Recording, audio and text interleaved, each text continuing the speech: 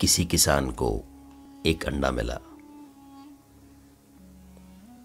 وہ نہیں جانتا تھا کہ انڈا کس کا ہے، لیکن اس کے گھر میں ایک مرغی انڈوں پر بیٹھی تھی۔ اس نے وہ انڈا بھی مرغی کے نیچے رکھ دیا۔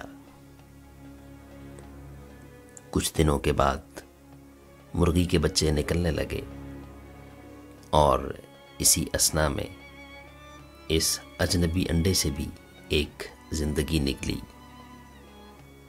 یہ کسی شاہین کا بچہ تھا۔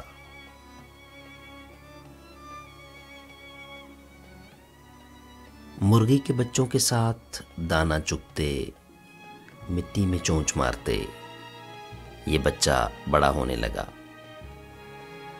ایک دن اس نے فضا میں ایک شاہین کو تیرتے دیکھا۔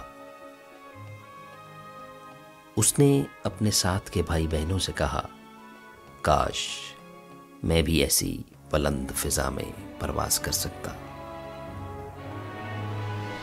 اس کے ان بہن بھائیوں میں سے کوئی تو مسکرایا، اور کسی نے مشورہ دیا، مرغی بن مرغی، شاہین بننے کے خواب چھوڑ دے۔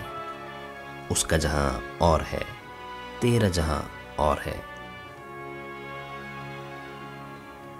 آپ کبھی اپنے کسی بلند خواب، کسی بڑے مقصد کا اظہار کریں تو یاد رکھیں، یہ خواہش فطرت اپنی دی ہوئی صلاحیت پر آپ کے اندر پیدا کرتی ہے۔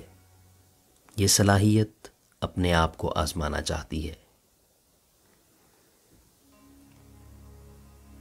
اس آزمائش کے لیے وہ آپ کے دل میں ایک تحریک ضرور پیدا کرتی ہے۔ لازم نہیں کہ فطرت نے آپ کے گرد باقی لوگوں کو بھی یہی تحریک دی ہو۔ اس لیے مرغی بننے سے پہلے ایک بار اپنا شوق پرواز ضرور آزما کر دیکھیں۔